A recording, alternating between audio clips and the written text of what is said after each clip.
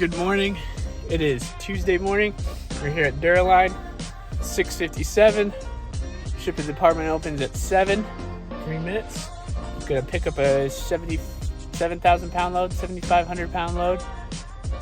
Headed from Evansville, Wyoming to Burlington, Washington. So it's a decent load. The rate kind of sucks. I don't really see any partials on the way, so we're going to be making less than $2 a mile on this one, and people are going to hate on me for that one.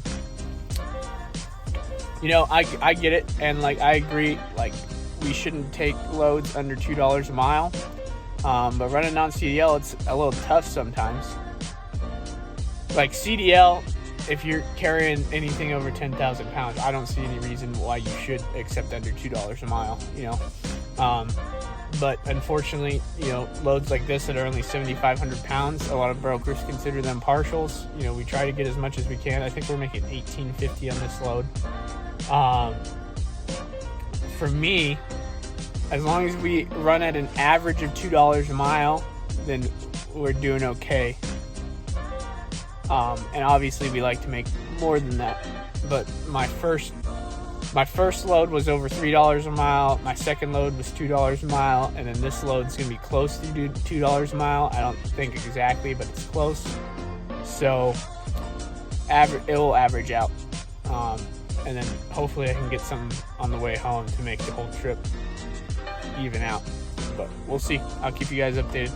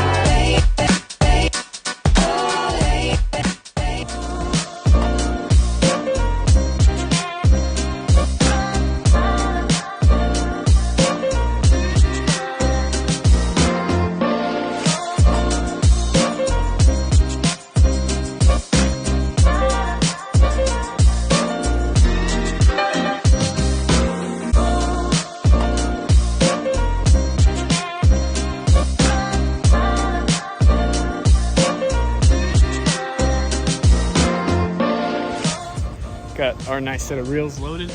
I didn't know how to tie these down. I mean, I had an idea, but the gentleman next to me showed me. So on your front ones, you gotta run 2 chains through. The middle one, you just need 1. And then the back one, same thing.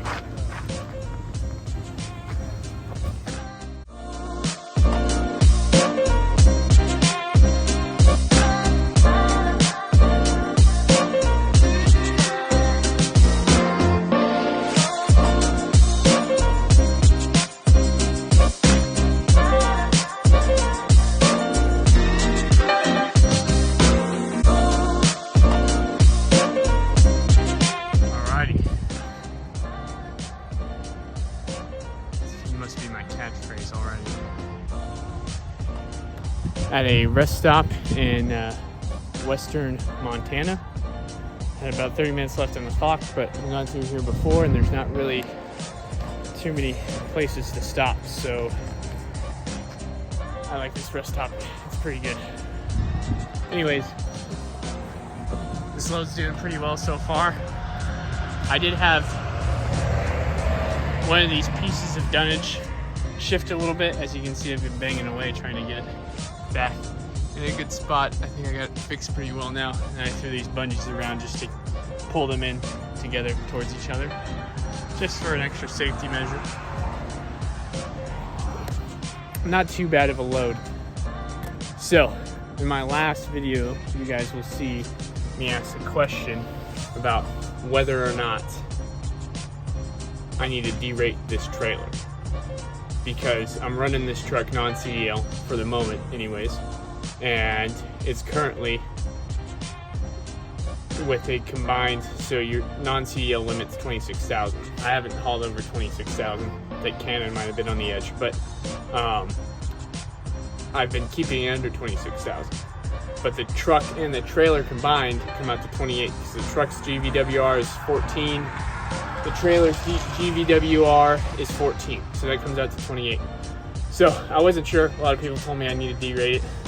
I wanted some concrete proof. So I talked to the Nevada division of the FMCSA, which I guess every state has their own division, and they can answer more questions for you and look up your account and stuff. And they're kind of hard to get a hold of, at least in Nevada, but they were a lot more helpful. So the guy called me back, and I asked him two things. Number one was I have one out of service on my safety record. So it was showing on our account 100% out of service, but we just got another inspection on the other truck and it passed, so that we now just have a 50% out of service. I was seeing if there's any way that we might be able to adjust our record, just because we're planning on applying for military loads. He said you can't really get it off, but what you can do is you can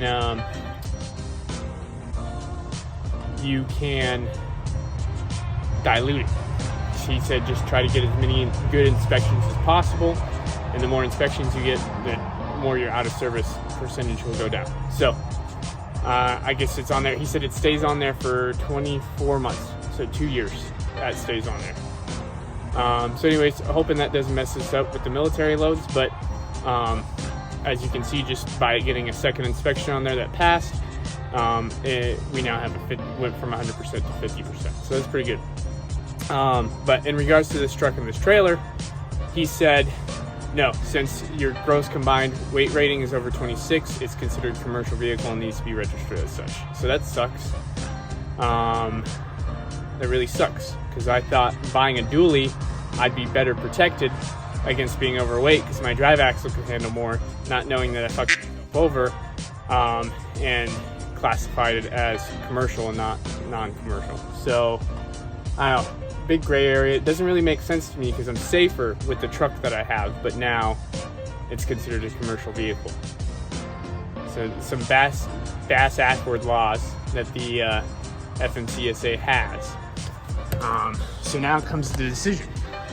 Obviously, we're not going to get rid of the truck because it's brand new and it's a good truck. Why would I get rid of it? What do I do about the trailer? Do I continue hauling this combination? Well, it seems like it's not necessarily the best idea to continue hauling it, obviously, unless I register the truck as CDL, which I can do, but that took away the whole point of trying to have a cheaper rig. If I were to register the truck as CDL, then my GVWR with this combination would be 28, so I could get a 10,000 pound load on here, no problem, which is good. I wouldn't be gritting my teeth going over the scales like I was when I had that howitzer on the trailer. However, if I'm going to register a truck as CDL, I want to be able to haul the right weight. So I think what we're going to do is we're going to get a new trailer for the 5500, because the 5500 is registered at 60,000 pounds. It's got a GVWR of 19.5, and the plan is to eventually get a 40K trailer for it. So we're in the market trying to find a 40K trailer. As I know of, the only ones that really make those are Diamond C. So we're looking at getting a 53-foot Diamond C step deck. I got one right now that I'm looking at. I'm just waiting for the sales guy to call me back. It's down in it's down in Texas somewhere, and it is 53-foot step deck, Diamond C, 40K, 216K split axles, hydraulic jacks, winch, hydraulic dovetail. It's got all the bells and whistles, and of course it's priced accordingly because it's at sorry, bleep that out. It's at freaking $65,000 on their website. It's the only one I've found so far. I mean, I found car hauler step decks, but not interested in those really.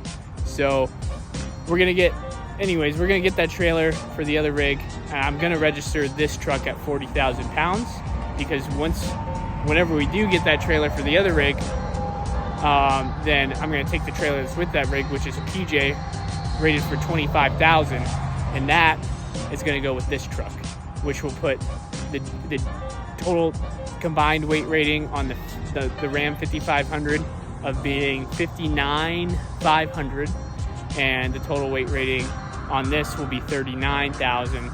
So registered for 40,000. The other one's registered for 60,000. We're good there. I've learned now, this being the 4th truck that we're going to register, that you have to plan ahead a little bit, because like, let's say right now with this combination, I could go register at 28,000, but then I can't change that registration again for another year. So I'm planning ahead to eventually have a 25K trailer behind this. I'm going to register at 45. I don't think we're going to get a 30K trailer to go behind it. It's not, I mean, we could, but with just a 3,500, I don't know if that's really necessary. So this trailer, I'm not sure yet. We're either going to sell it. It's probably the ideal situation. I wanted to have one non-CDL rig in the fleet. So I could put someone in it that doesn't have their CDL or is working on getting on their CDL. But I have my CDL. My driver's got his CDL. And the next driver that we're planning on hiring has his CDL. So I don't know if there's really a point in having a non-CDL rig. And it gives me a little bit more versatility, but it's like, you can make the money with non-CDL. It just takes a lot more work. You're really playing the partial game is what it seems like to me, because when you get one load like this, for example, they consider this a partial load. 7,500 pounds, it takes up most of my weight rating. At most, I can get a 500-pound load on here. I'm making like $1.50 a mile. Now, if I'm in some busy place, it might be really easy to find a 500,000-pound partial that's going to fit up here and round my $1.50 rate up to $2 a mile, which I think this is $18.50 and we're going like 1,100 miles, so it's around $1.50. But it just takes more dispatching. So you can make the money. You got to have a good dispatcher, and you're probably playing the partial game. But LTL freight, I mean, you know, it gets there when it gets there, so you have a little bit more freedom there. I mean, it's a good place to start out. But considering it, if I were starting new and I didn't have my CDL and I wanted to do Hotshot, I would probably consider, I'll tell you in a second. Wow, so I just spoke to the camera for 10 minutes and it wasn't on record.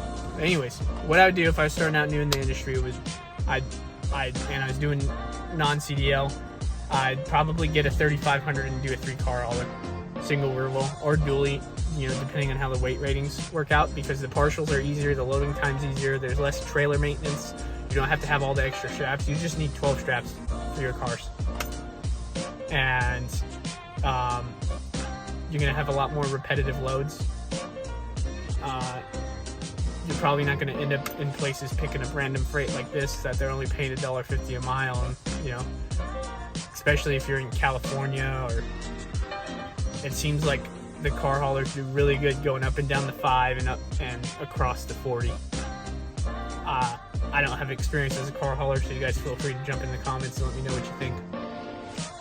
But non-CDL flatbed is difficult to do because the brokers, they price this stuff out to be partials. You know, if I had a 25K trailer behind this truck right now, I could get two of these loads and be making $3 a mile, weight-wise, anyways.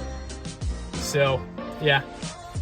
I'm going to go through the scale in the morning, and we'll see what they say. In Washington, I'm hoping they don't pull me in to inspect me, but it's Washington, so there's probably a 95% chance that they will.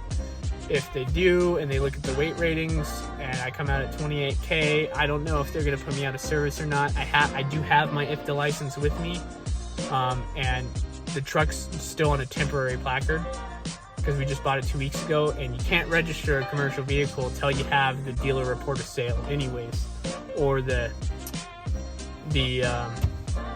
title. So that's just gonna be my excuse, and I'll play stupid a little bit, and hopefully they let me off, but I'm not gonna hold my breath because it's Washington DOT, man. Anyways, I'm gonna go get a little body weight workout in and try to de-stress a little bit, and I'll catch you guys in the morning.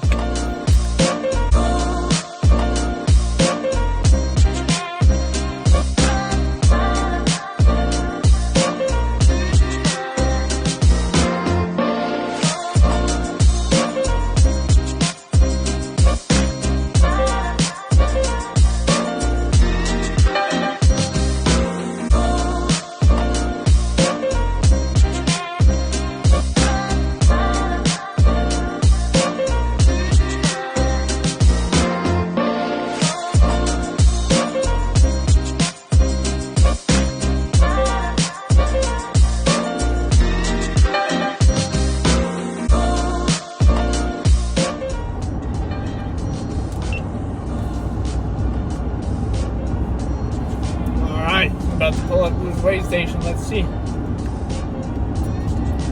I know for a fact, definitely under 26, probably around 25. Now I have my CDL, have an IFTA license. Just haven't registered this truck yet, because I can't. Waiting on the title. Okay, weigh station's open.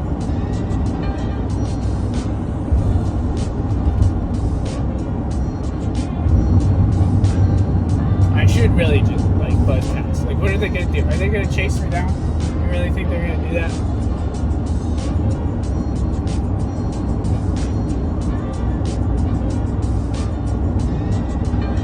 I couldn't really tell. It looked like the sign just said trucks bypass, but I think it might have just been the wire. I don't know.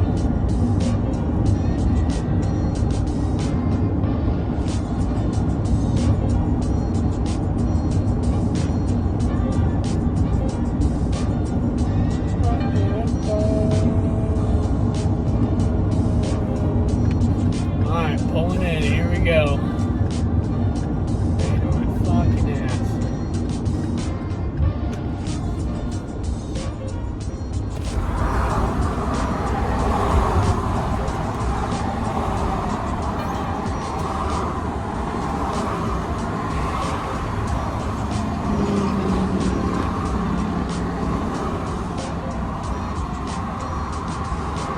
That guy went left.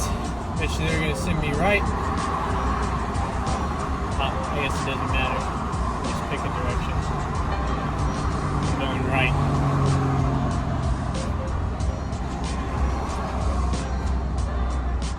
I mean, I honestly want to get inspected so I can dilute my record a little bit.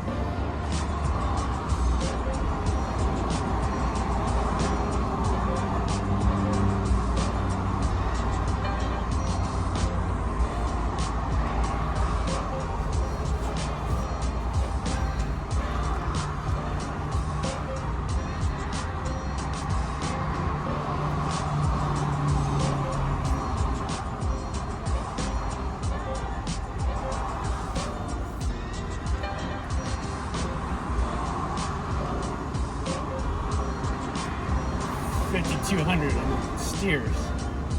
13 on the drives? No. 8 on the drives.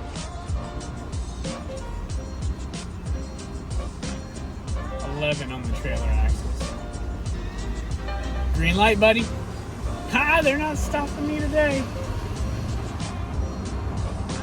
We're in the clear, I guess. No inspection today. Gotta love the state of Washington.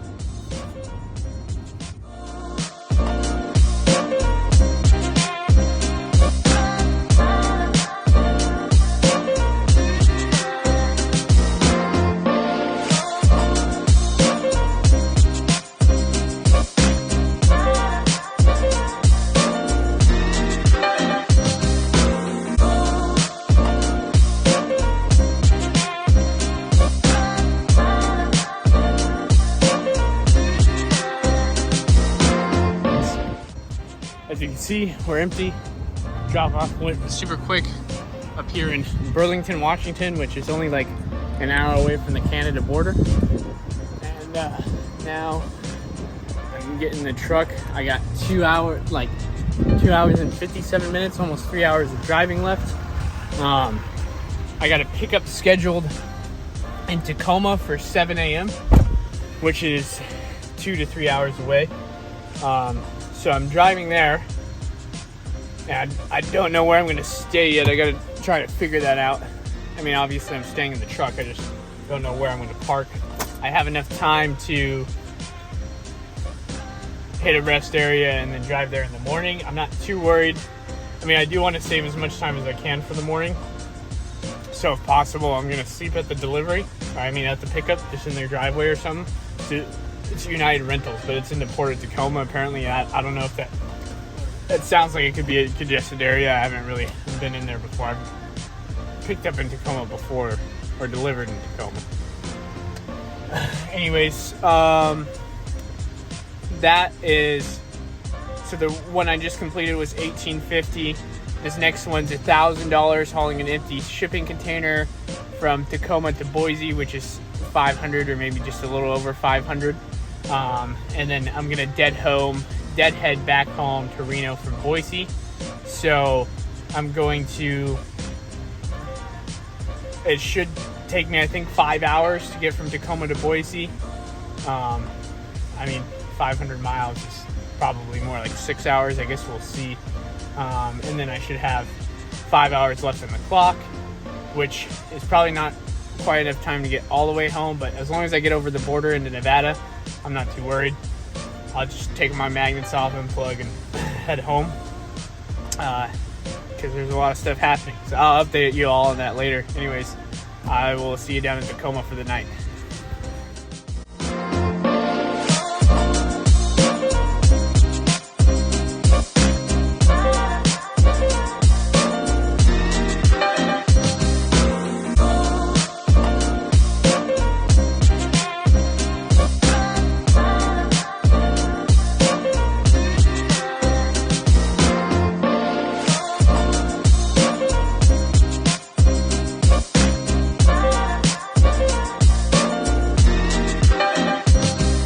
So we are in Port of Tacoma, and yeah, there's definitely no parking anywhere. There's a Love's here, and that was full. I remember this place now. Yeah.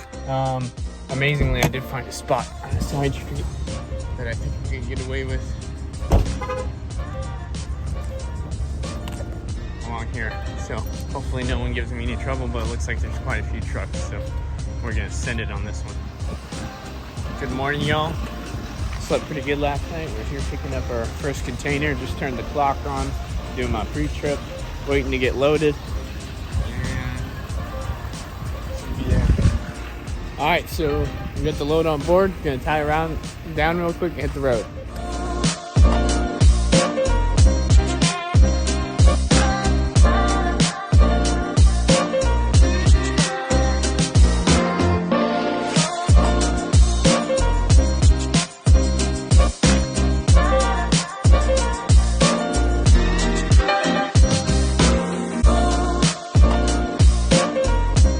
All right, y'all, rate my container tie down job 1 to 10.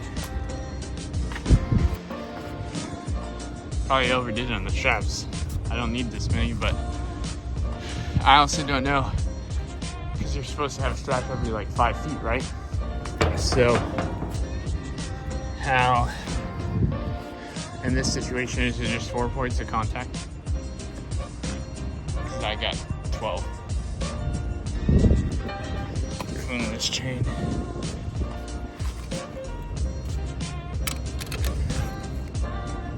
Okay. Oh, tighter.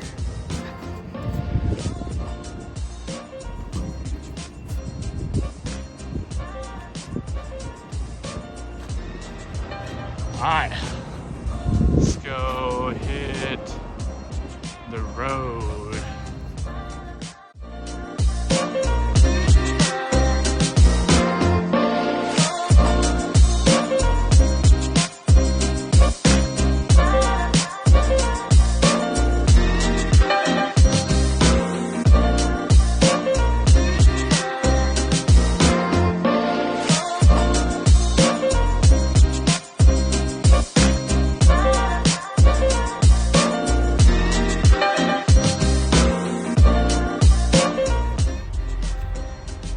I don't know what I was saying, thinking that I was going to make it from Tacoma to Boise in 5 hours. It's definitely an 8-hour trip with no traffic. I'm not in Boise yet. I'm in, where am I? Casa Grande? No, Casa Grande. I'm in La Grande, Oregon, Eastern Oregon, stuck here with 1,000 trucks. You can see they're up on the freeway, they're on the streets, they're in the truck stop. Because there's a wildfire and the freeway's closed and all the other routes are closed. So I got 5 hours down the road, had 3 hours left. I had to stop for fuel anyways, but I couldn't go any farther because the freeway's closed. And it's now 6 o'clock. So if I was able to leave by now, I could have made it tonight. It doesn't matter because I can't deliver till the morning anyways. But the freeway's still closed, so there's no reason to go now. So I'm just gonna knock my 10-hour out. I'm gonna get up at 1. I'm gonna hope it's open, and then I'll shoot down there. If it's not, then I'm gonna have to find a way around because I gotta get to Boise tomorrow, and I gotta drop, and I gotta get home tomorrow for multiple reasons, including the fact that I have to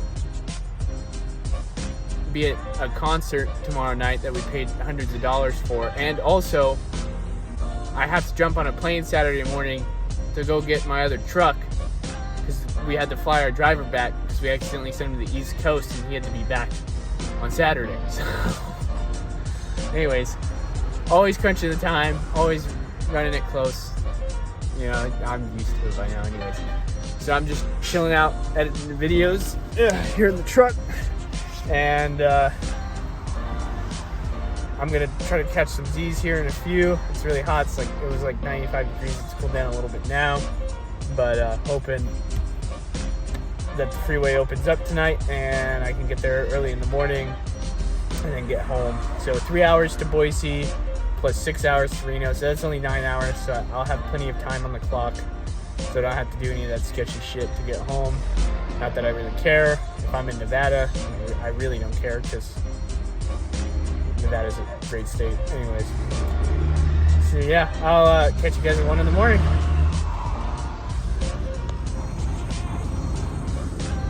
All right, so it's 3 a.m. in the morning. Good morning, y'all. So the freeway opened up 6:30 last night, and it's cold enough to use the heater. If I had wanted to, I could have driven till 9, but I had stopped driving at 3, and I had 3.5 hours. I still have 3.5 hours to get to Boise. So I didn't have enough time to get to Boise, and I already knocked out 4 hours of a 10-hour reset. So if I had gone last night, I would have gotten 2.5 hours of driving, but then had to do a 10.5-hour reset, or a 10-hour reset. So I wouldn't have gotten to Boise till like 8 or 9 a.m. this morning. And this is why the hours of service rules are so stupid, because since I finished my 10-hour reset, now I'm leaving at 3 a.m.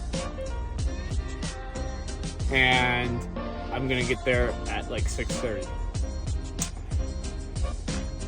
Just so stupid, because I was not driving for 4 hours yesterday. I didn't sleep, but I got a good amount of rest. I could have just finished my trip to Boise, like no physical or safety problem whatsoever, and then just slept there and delivered in the morning. But no, gotta follow the rules.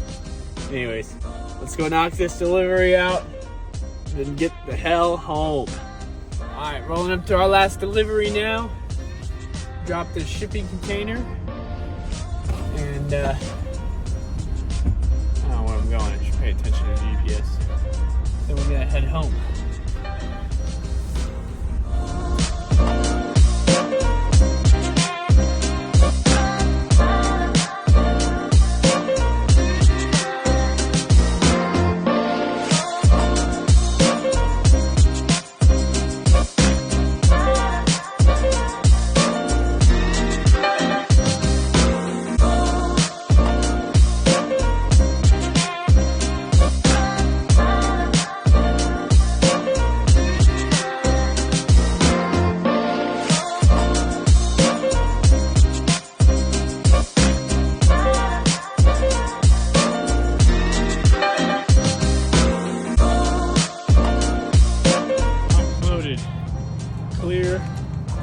Time to go home. Let's go.